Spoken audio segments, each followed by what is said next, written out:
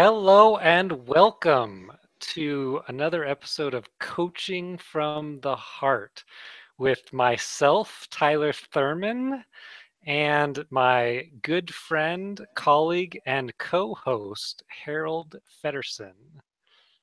Hi, Tyler. Hi, Harold. It's lovely to be with you today again, as always. Yes, And the pleasure is actually more mine than yours, even. well, we could spend some time arguing about it. We could. But let's get to the topic at hand, which is it is hidden agreements and expectations. And we're going to talk a little bit about that after we give out your contact information. Okay. So I have a couple places that people can find me. I have a blog called hearttohandblog.wordpress.com. And I also have a Facebook page, which is Harold Feddersen, The Awakening Heart. And you could always email me directly at haroldfeddersen@gmail.com. Fantastic. Thank you. And if you are interested in reaching out to me, you can find all my contact information on my blog, Coach Ty, at www.coachtylerthurman.blogspot.com. And Harold and I are both transformative coaches and teachers. And so if you're interested in working with us more than just this show, feel free to reach out and we'd love to hear from you. So let's go ahead and get started. Harold, do you want to set the table with our topic at hand? Yeah, so this was actually, I believe you were the one who actually introduced me to the paradigm that we're going to talk about today. Because you and I were having a conversation about trust one day, and you had said, "Well, trust is actually a little bit of an illusion. What really is happening is an agreement." And I thought, "Well, that is genius." So our conversation today is about unspoken expectations in relationship, whatever kind of relationship, that goes what's hidden. It's an unspoken expectation or agreement with another person. Hmm. Um, Yeah. So what for you? What is that?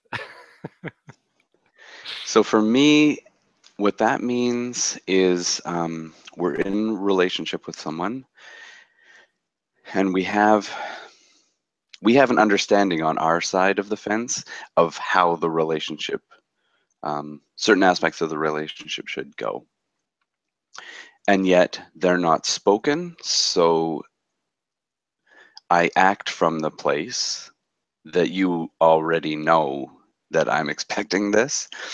Hmm. Uh, and then when you don't align with that, because you honestly don't know it exists, because it's just in my head as an expectation, then there becomes a conflict either in our relationship or just within me. Right. Right. That's well said. Well to the point. I think um, it's really this is really important to know about because essentially we're in relationship with everything, right? It's I'm in relation to you or to this thing or to this person, to this place. Um, so relationships. When we say that, it's not just our romantic relationships or relationships with our family. It's business. It's someone you bump into on the street. It's the person you pass in traffic. We're in relationship with everybody, whether we know it or not, or whether we like it or not. And so, understanding this idea is paramount to navigating relationships and having wonderful relationships and just relationships that work well, or smoothly, in my experience. And so, I love what you said, and I just want to, use my own language a little bit there and say, hidden expectations. Now, you mentioned the unspoken part, But it can even go a little bit deeper than that, can it? Because we cannot even know that we have them. So it Yeah. so it's actually can be hidden to us and the other person. Yeah. Now how that manifests is, we'll have an expectation or an idea or a rule that we think somebody else should follow, um, and we think it's this concrete thing. It somehow exists in the world outside of my mind and outside of my partner's mind, or just the other person's mind. It's this thing that it's just there, and I can see it, so surely they can see it. And that's the first mistake, right? Expectations are always in our own mind. Um, they exist in the mind, and they're just thinking that we have in the form of some kind of guideline, right? I think you should behave, speak or act in certain ways, and if you don't, uh, you know, you'll be sorry. That's kind of the unspoken part of the the expectation, right? There's if you violate this, there will be some kind of um, punishment necessary. So it just causes all sorts of issues in relationship if we don't know about it, and or if we know about it and we don't communicate it with the other person. Our partners, believe it or not, cannot read our minds most of the time, if ever, right? um, and so it's just this, it's just essential to navigating relationships to understand there's this stuff in my mind that is there, that it's there for everybody, right? We have guidelines and expectations for everybody we meet, right? And usually the longer we've known someone, the more we have for them, right? And so it's just it's really important to know about them first and foremost, and also know that they're kind of going on pretty much all the time, right? And I think, yeah, it probably goes without saying, but communication is one of the four corners of a healthy relationship. So, um, bringing the awareness of these expectations forward in ourselves and then forward into our relationships gives us the opportunity to then communicate with the other person, whether it's romantic or family or business or wherever the relationship is occurring. It gives us that opportunity to then have that conversation. Right, right. Yeah, yeah. It's I can't stress how much it's important, but it's also relevant to everybody, right? Hmm.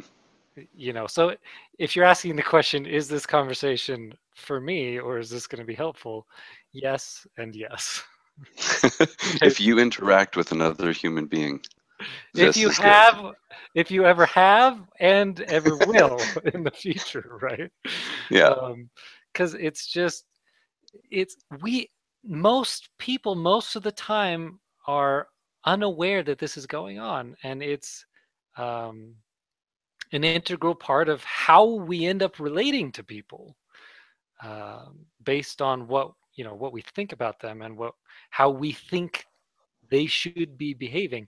Now, before we dive too deep into it, I just want to put this in here, and I think this might be a topic for another day, but it's an important part of it, which is expectations are made up.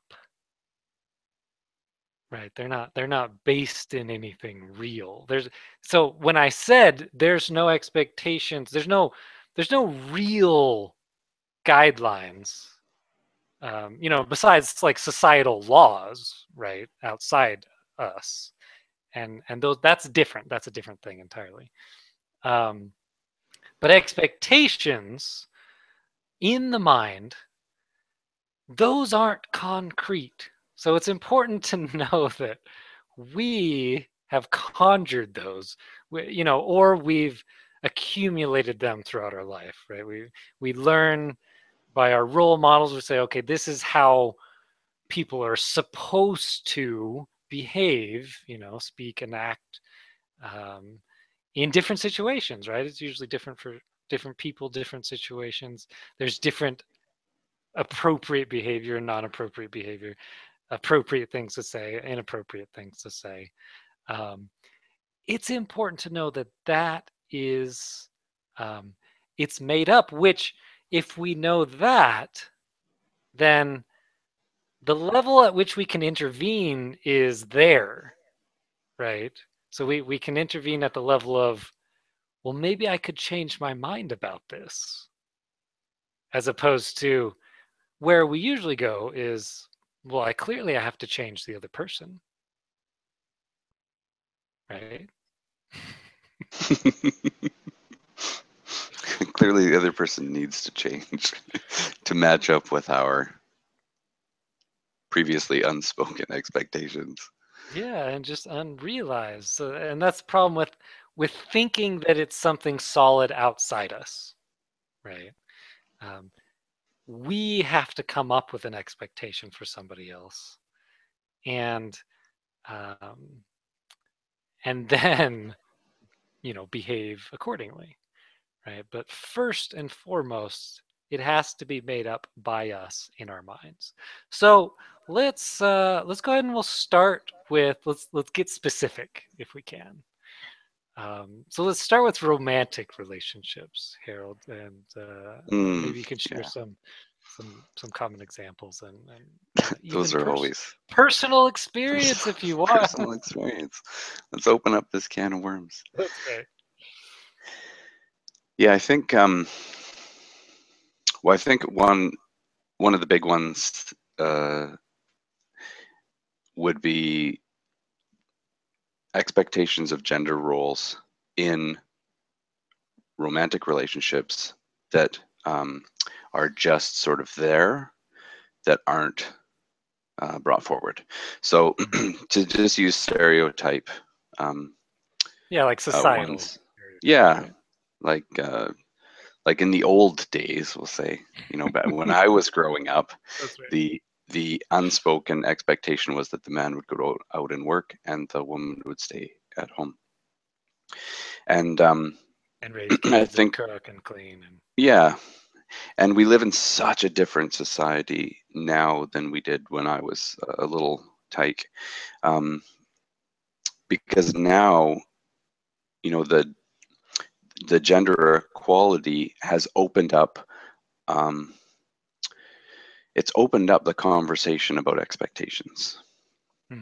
Um, so I have, often run across people who are kind of trying to navigate the old world and the new world. So you've got, Right. working women who are married with children, and some of those old roles have still been carried forward, like laundry and dishes, for example, um, even though um, they're working full time, as is the spouse.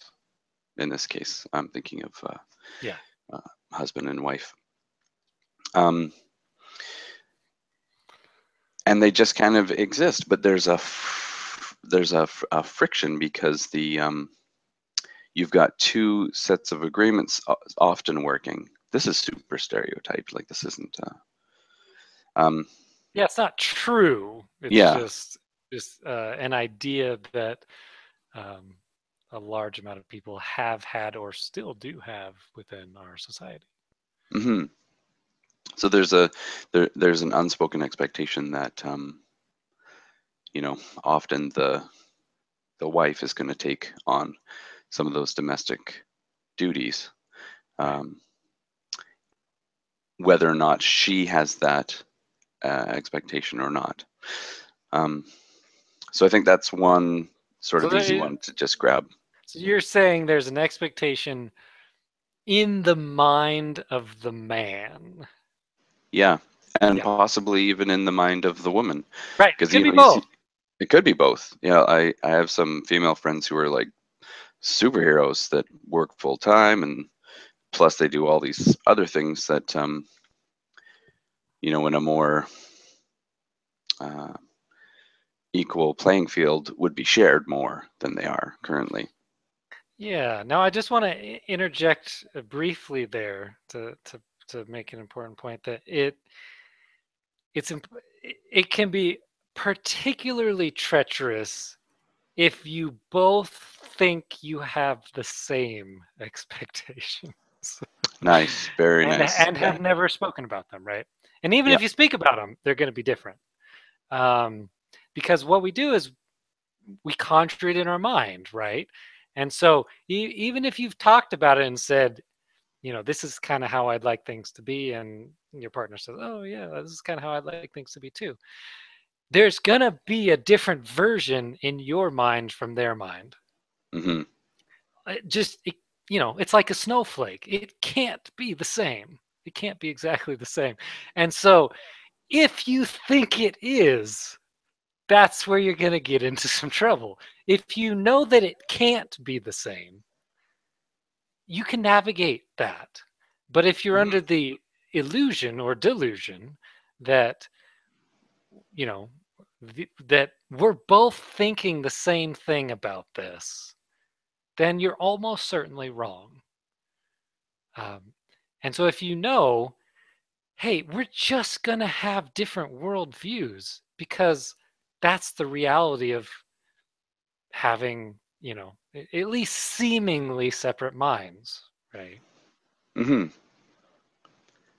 And then bringing those forward, and then having a conversation where both people can where you can create a win-win situation.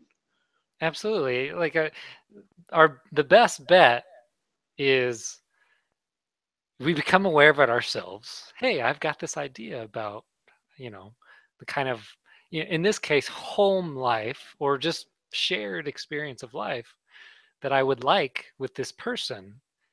And I know it's going to be different than theirs. Let's talk about it. You know, let's get close to, let's create an agreement, a spoken, or in the case of marriage, written agreement uh, that says, yeah, we both agree to this, but we also both know differences are going to come up because that's how the mind works.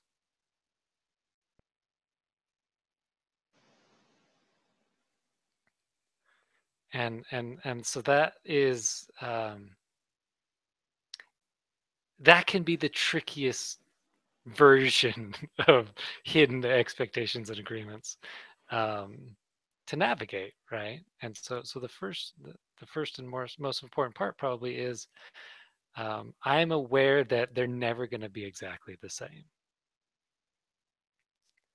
And yeah, so you got anything there to add? And well, I was actually thinking about how you have a neat, because we've talked about this a number of times. You have a really great view on entering marriage, Hmm. and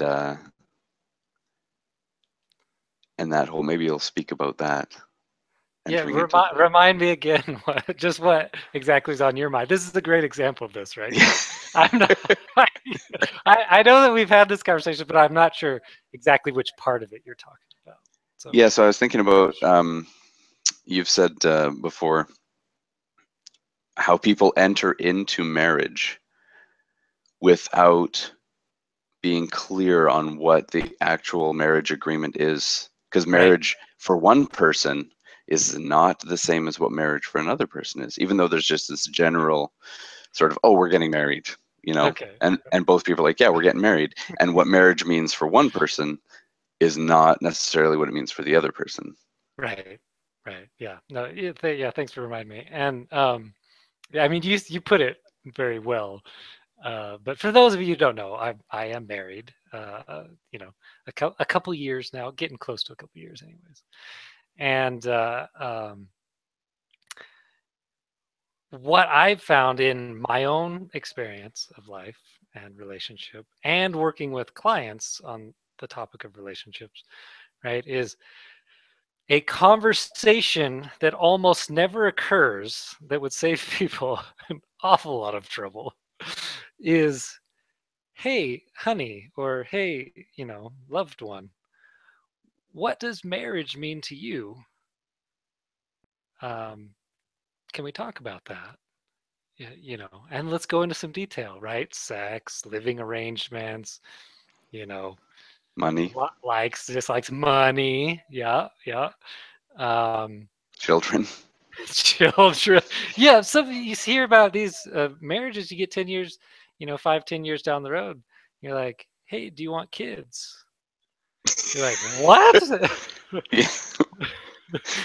You're just asking me now? Yeah, I thought we had this conversation. Oh, that was in my head? We had that conversation in my head, apparently. And that's what happens, right? Is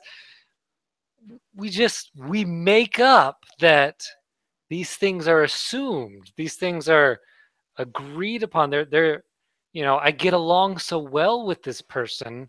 Surely they're going to have the same ideas about this that I do. Yeah, that's a Um, great way to put that right there. Because I get along with them so well, they must see the world the way I see the world. exactly. And there's always going to be differences. No, no matter how close you are, and if you know that, it can really make a relationship even just that much more beautiful, right? Because you can really just learn to love those differences and at the very least make peace with them, right? Or if if they're non-negotiables for you, you can get out, you Hmm. know, before 10 years shows up, right? Not that that's necessarily a bad thing, because I'm sure that those people have learned some things, in that relationship. So it's not that finding out 10 years in is spills doom for you, but better now than never. um but it's yeah, it's we just not only do we have expectations within a relationship, but we have these assumptions about how relationships are supposed to go in general, and then we think that is a, a shared worldview, right, by everybody, or at least by the person I'm with, um, and we don't even think to ask. And so I mean, that's just one of many examples. The hey, what does marriage mean to you? It could be, what is a relationship? What is your ideal relationship? Where how do you want this relationship to go? Guess what? You can kind of create a relationship the way you want. It's a co-creation, right? Because it's with the other person. Hmm. Um, but that's a And novel idea to a lot of people. Yeah, go ahead. I think you hit on a great point there too, is what kind of relationship do you want? Because some people enter into relationship thinking, well, I am looking for, you know, my soulmate, the the um, the matched person that I expect to spend the rest of my life with. Right. And if you enter into a relationship with that, without speaking it, the other person may or may not be interested in creating the same kind of relationship. So a lot of people enter into relationship without even being clear about what it is they want. They just, for a lot of people, and now I'm going sideways off our topic, so I'll leave it. But a lot of people enter into relationships simply because they want to avoid um, loneliness. Right. Right. So I think it's really great to be clear about what, because it lends into, be clear about what it is you want, because it does lend into what kind of agreements you want to enter into. Yeah, yeah, and I think we can have a conversation for another day, right? Yeah. About just how to create a wonderful relationship in general. Hmm. But yeah, on the topic of agreements, it's just speak it into being, and no, it's a fluid thing because our mind is fluid, although some of ours can be fairly rigid, right? But that doesn't mean that our ideas don't change over time. Of course they do, but we don't take that into account. And Hmm. so don't have the conversation once. Keep having it. It's a conversation is let's enter into this conversation for the rest of our relationship. Hmm. Let's be in this conversation as a way of being in the relationship. And to me that has just like my relationship with my wonderful wife is much different than it was when it started, but it's wonderful. It's probably better than it was when it started because we had to learn how to live together, right? Imagine two human beings living together, right? That have completely different ideas about how the world's supposed to work, how relationships are supposed to work. But if you have some ideas about how the mind works and how we formulate these agreements and these guidelines for people without even knowing it, uh, it helps, right? There's a saying that I can't remember where I first heard it, to be honest with you, but it goes something like, if you're nuts, but you know you're nuts, you're not that nuts. Right. So if we have some, if we could just create some awareness about what's going on in our head, we can take that into account. And believe it or not, it makes a huge difference. Hmm. Yeah, I like how you put that with the fluid nature of a relationship. Because you might not. So just as an example, let's pretend I have an expectation that the my partner does the laundry. Hmm. Um, and let's pretend this causes her an extreme amount of frustration. This is not an actual thing. You've Um, never had the conversation. but if I have the expectation that my partner should do the laundry, and I don't even know I have that, then as soon as I become aware of that, I can bring that forward in conversation. I can say, wow, I just realized I actually expect that you're going to do the laundry. And then my partner might say, yeah, I hate doing laundry. I hate doing your laundry and my laundry. And then it creates the opportunity for me to then, from a place of love, change my expectation. Hmm. Because as you said, it's just a thought structure. It's just It's a made way up. that yeah, it's made of. It's a thing that I think should go this way. And so that's part of that, creating that fluid and healthy relationship. And I like when you said, it makes the relationship more beautiful because that's really what we want to do in all of our relationships is just have beautiful relationships. Yeah. Whether it's with coworkers or our spouses or partners or friends or family or whatever. That's what we want, that rich, textured, and alive, um, beautiful connection. Right. Right. And the connection comes when there's clarity between people. Absolutely. Yeah. And I just want to take it another direction in the sense that if you're concerned, because I've had this come up with clients that your partner's not gonna want to have this conversation with you. Yeah. Just start it with yourself, right? Start it with yourself. Look within, because pretty much the worst thing we can always do is point the finger at our partner. Right? That's a good way for things to go downhill quickly. Yeah, and there are two Um, fingers in particular you don't want to use. The yeah, that's right. That's right. Yeah. So what's the saying? If you have one finger pointed outside, there's four pointed back at you. Yeah. Um, but just start it with yourself. Start exploring. Hey, this happens with me. This is going on with me all the time. I'm the one that has picked up these ideas about how things should be within this relationship or any relationship. And I'm the one that, in a nutshell, what I'm doing when I create an expectation or a guideline for somebody else is I'm saying,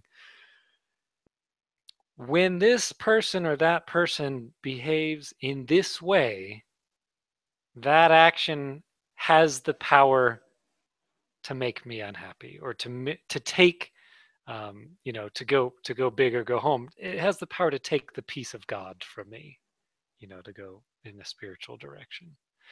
Um, and and that's a self-imposed limitation on our own innate well-being. Um, so it's important to know, because a lot of relationship counseling would go in the direction of, let's help you both fulfill your expectations, right? Mm. Let's just try to meet in the middle, right? In my experience, it's much more helpful to go in the direction of, let's look at the nature of expectation and see that it's all made up. It's a fiction, Hmm. right? It's that thing. Essentially, what we can do is we can change our relationship to expectation. We don't even have to get rid of the expectations.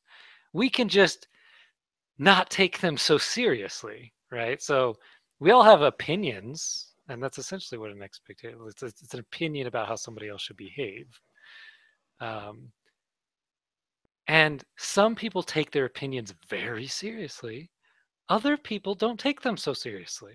That's something I've had to learn and am still learning in my life, is how to not take my own opinions, which are just made up thinking, even if it's informed thinking, quote unquote informed. Um, it's still made up. It's still not based on all the facts, because we can never be aware of all the facts. Hmm. It's a judgment about how things are supposed to be. We don't have to take that as gospel, even if it comes from us, right? We think everything that comes from us has to be gospel. Well, this is how I think it is, so this is how it should be, this is how it has to be. Well, that's clearly not the case, because our ideas change all the time. Yeah, I like the advice there where if you're not sure your partner's going to be open to the conversation, that's a whole other thing. If It's a whole, you're, yeah, that's a whole other conversation. yeah, so okay, I won't go there at all. But another option, which I think works really well for a lot of people, is to open the door for the other person. You know what? What do you find that I expect of you? Because, like you said, right when we opened the show here, is oftentimes we aren't even aware that we have the expectations. Exactly. So you can always just open the door, to the other person. What do you notice that I seem to expect from you? And then all of a sudden they can shine a light um, on something that you may not even be aware that you're doing, Right. which then gives you the opportunity to say, oh, here it is. This is my, um, here's my expectation that I've been holding. I kind of um, like a nugget that is in the dark and is brought to the light, and now we can look at it and say, oh, this is what it is. So Mm, now what do I want to do with this? Do I want to keep holding on to it because I find it valuable, or am I willing to shift it, or am I willing to let it go completely? right. Because it's, as you've said a couple times, it's just something that exists in your head. It's not an actual real thing. It's make believe. It's make believe. It's make believe. But the important part is, we forgot that we made it up. Yeah.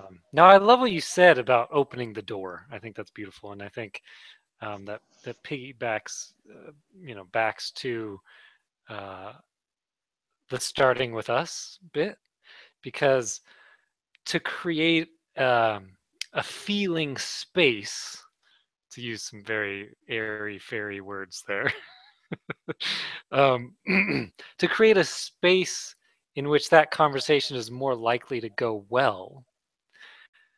Um, it's great to start with us, right? To just say, hey, hey, I've started this conversation with myself. And first of all, just opening the door for us, immediately gets us into a different space, right? It's no longer a blame conversation. It's a conversation about, hey, here's this thing that we all do that I didn't know that we did. And I've Hmm. been exploring it for myself. I wonder if we could explore it together. Would you be up for that?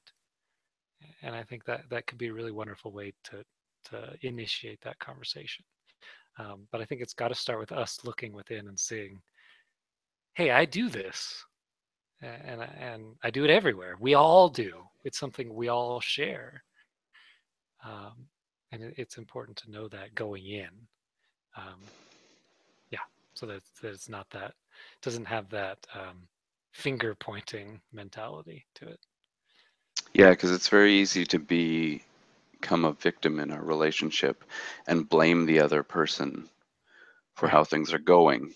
Um, but really, a lot of the friction that's created in relationship is that I have an expectation, you're not meeting it.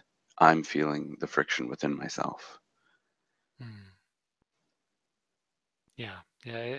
You know what it comes back to largely for me is um, an understanding, but not an intellectual understanding, kind of an experiential, spiritual understanding, if that makes any sense.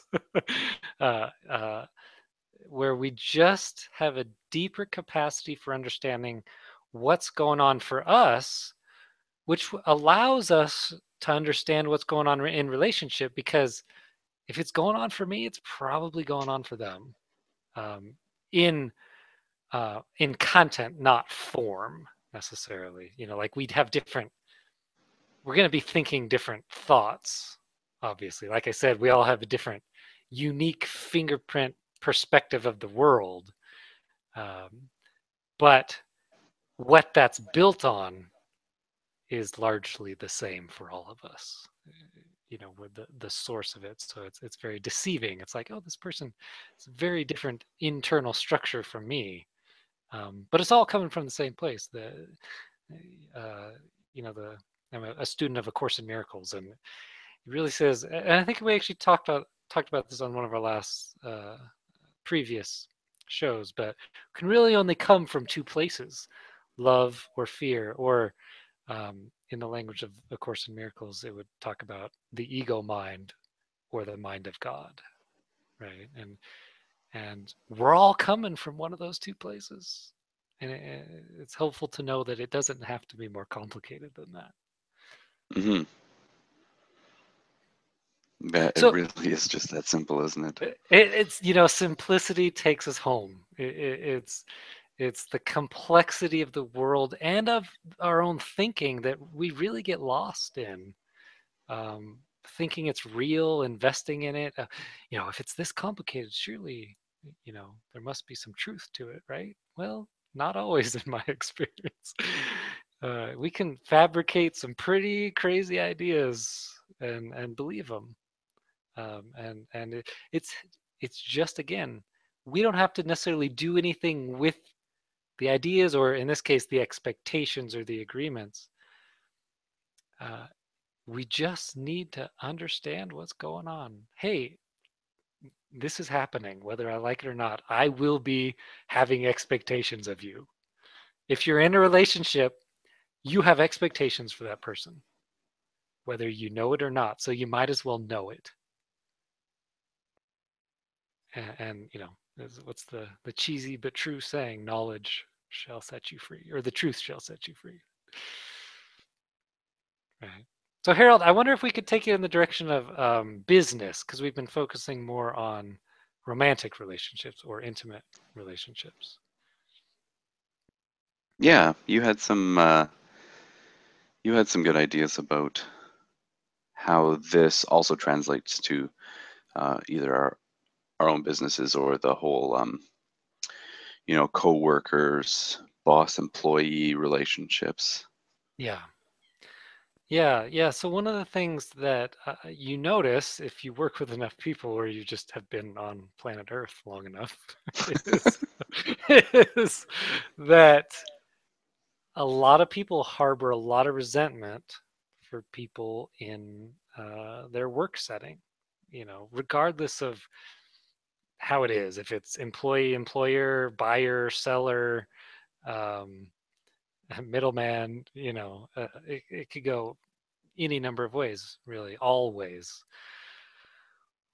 Oftentimes, there's resentment on one end or the other. Oftentimes, because there has been no conversation, so no spoken word about the transaction that's going to take place. And if there has been, it oftentimes hasn't been in any kind of useful detail, right? And so what we do is we have these ideas about how we think it should go or it's supposed to go or how we want it to go.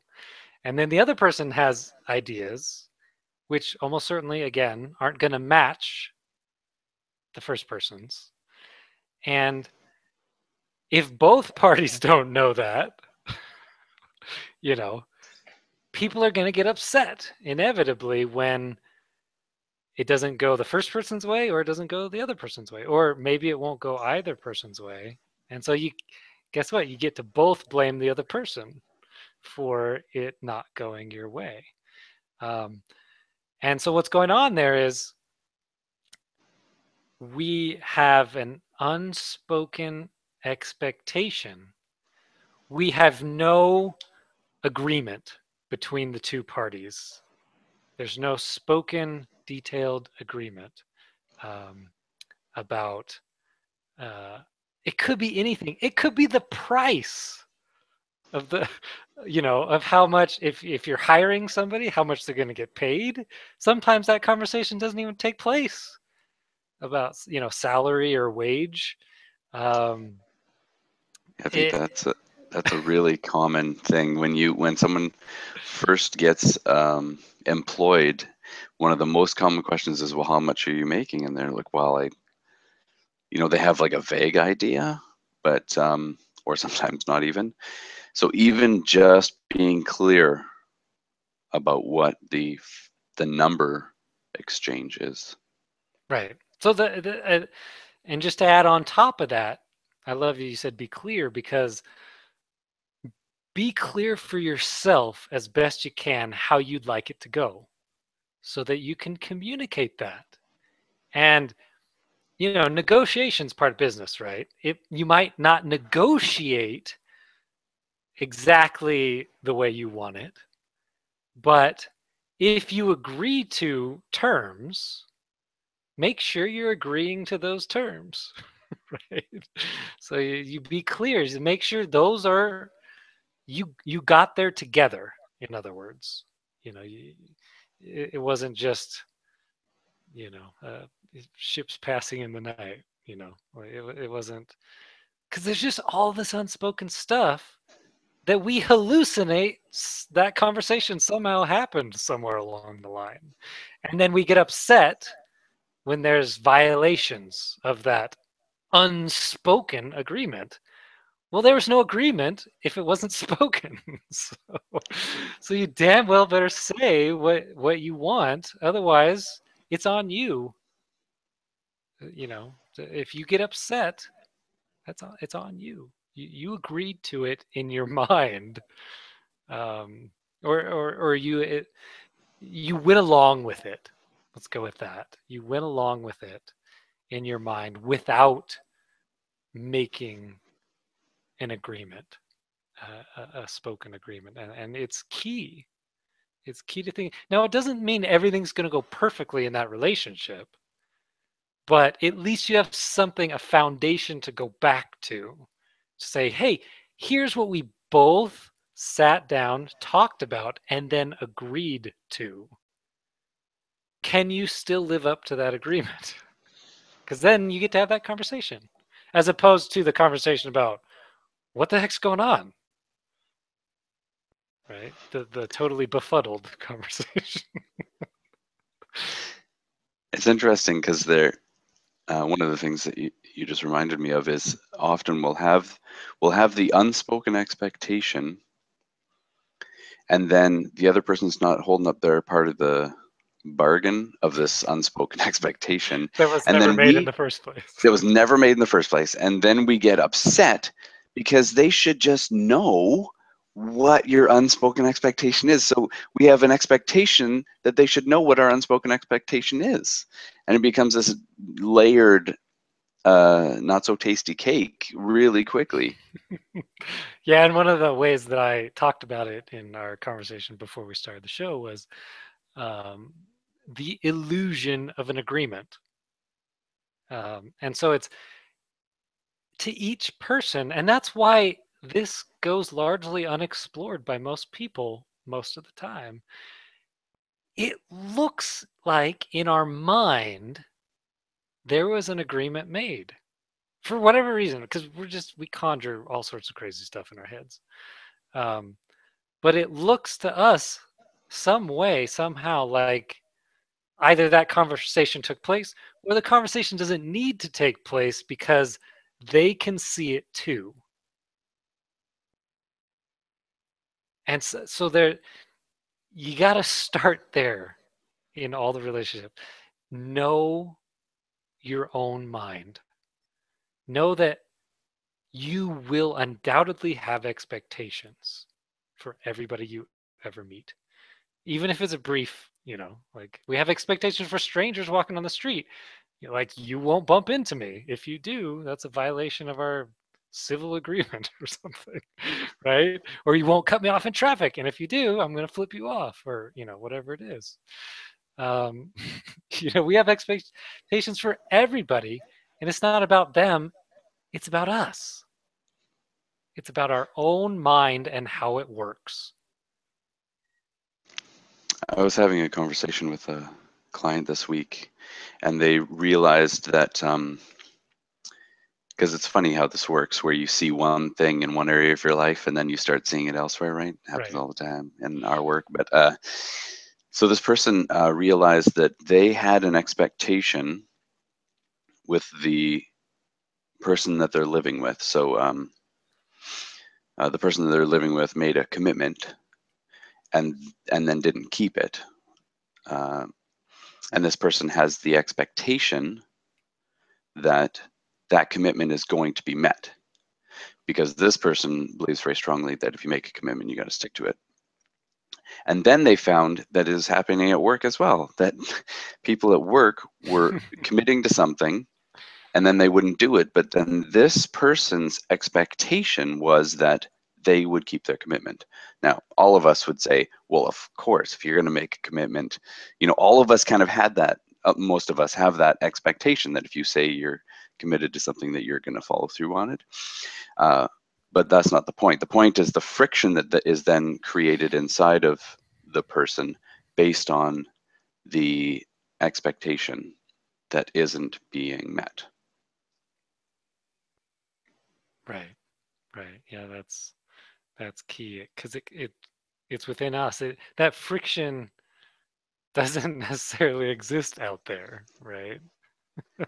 Absolutely not. The friction is within us.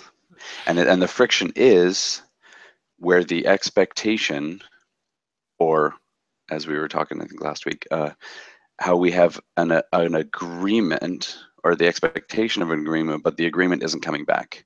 So I expect you to keep your commitment, but you haven't agreed that you're going to keep your commitment. Exactly. Yeah, But and then that's there's this, yeah, go ahead. sorry, go ahead. No, you go ahead.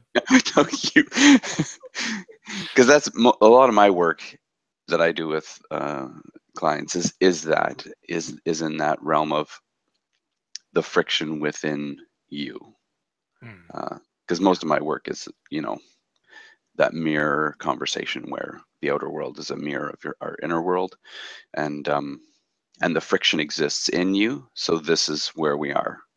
You can try and make other people conform to what you want so as to not have that friction, but really the goal is to move into that friction and find out what's really going on. right. And you'll find if you go that direction, your relationships will be far more fulfilling, right? Because it won't be this authoritative, I get what I want, therefore I feel good Yeah. relationship. It will be a true collaboration Yeah. if there's an agreement. Um, and that's the key, is just make an agreement. And here's the cool thing about that: if somebody in your life uh, that you consistently make clear spoken agreements with, if they consistently break those agreements, guess what? You get to have a conversation with them about whether or not they get to continue to be in your life or not. Because it's very difficult, and we'll have different thresholds with different people for that kind of thing. um, but it's very difficult to be in a long-term relationship with anybody who can't reliably stick to their word, right? So you get to have a conversation about them. Hey, I noticed you don't reliably do what you say. Now that's different. That's very different from I made up that there was an agreement and there never was, and then going from there, right? Everything goes to heck from that point, right? Mhm. But making the decision, oh, I need to leave because this person can't keep their word, when there was never a discussion in the first place, or at least never a clean one, never a clear, useful one.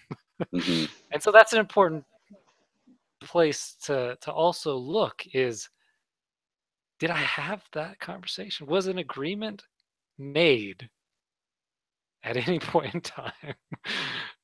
and uh, and it's okay to rework agreements too, right? They don't have to be once and for all of eternity, Yeah, right? because they're made up, they can change. We can make up new agreements. Yeah, it's not a covenant with God, right? Yeah, it's it's an agreement between two people. It's fluid, just like our expectations are.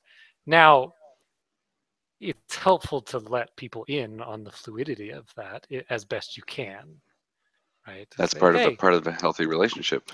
exactly, say, my preferences here have changed. I wonder if we could rework our agreement. And, that can be a great place to part ways peacefully, or rework your agreement and continue, whether it's business or romance or with your children. You can make agreements with your children. And, this is just coming to mind, but what an agreement, at the heart of an agreement, is the acknowledgement that we don't control that other person. It's saying, I respect you as another human being under your own power, to be able to make an agreement with me. I'm not this figure that has authority over your life. And we actually talked about that. I can't remember if it was last week or in Yeah, I private, can't either. but That's ringing a bell, though. just the part about how it's hidden, and How you can choose to agree or not agree. The other person can choose to agree or not agree. right, absolutely. It's where it looks like there's no choice, where it looks like um, they do have control over me. That's an illusion too. And if you see through that, then you can see through it to the point where you can say, hey, let's make an agreement here. Let's have a discussion. Um, and if it doesn't, if the other person's not willing to partake, then um, that's a great point in the relationship to evaluate whether you want to continue on in the form that relationship is currently in. So you say, you know, do I want to stay in it given that they don't want to have this conversation? And then you get to choose, right? We get to choose. And so it's all coming back to us, right? It starts with the realization and the understanding. I'm creating stuff with my mind, and now I know about it. And I don't have to do anything with that. I can take that into account. And if you do that, your relationships are just going to get more and more wonderful. Nice. Yeah. So I think that's a great place to kind of wrap up, Harold. Any parting shots you'd like to add? You know, I know for me, one of the most valuable things has just been to notice what I'm up to and then bring it forward so it's in the open for everyone to see. Hmm. Whatever environment it's in, whoever it's with, that's the Yeah. bring it forward. And it creates a space, an open space where um, a healthy relationship can occur. Right. You know, Yeah. like, I think all of these conversations ultimately are going to be about shining the light within. hmm It's self discovery. It's self exploration. That's what this all is about. And the more we understand about that, uh, yeah, ourselves, our own minds, the more light, the more awareness has been shined, shown. Sean. English is my first language.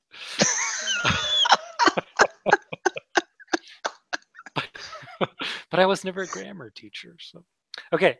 Yeah, the more light we shine within, the better and better our life's going to get. Um, it's not as dark and scary in there as we've all been taught. hmm So yeah, so just to remind folks, if you've enjoyed this conversation, this is going to be a fairly regular show, coaching from the heart, and so for now, you can tune in every Thursday at what is it, 5 p.m. Pacific? Yep, For you in lovely Terrace, Canada, is that correct? that is correct. Yeah, and I am in the beautiful Albuquerque, New Mexico. And so, yeah, if you're interested in this conversation that sparks your interest, you want to work with us on a deeper level, either Harold or myself, please reach out to us. You can find me at my website, www.coachtylerthurman.blogspot.com. And Harold, where can we find you? Well, my blog is heart to hand .blog.wordpress. Heart to hand blog at WordPress. And then I have a Facebook page, The Awakening Heart. Um, I think the URL says facebook.com/ Harold Feddersen, The Awakening Heart /. Fantastic. And so uh, we're going to sign off with that. And until next time, with all the love in the world, have a wonderful evening.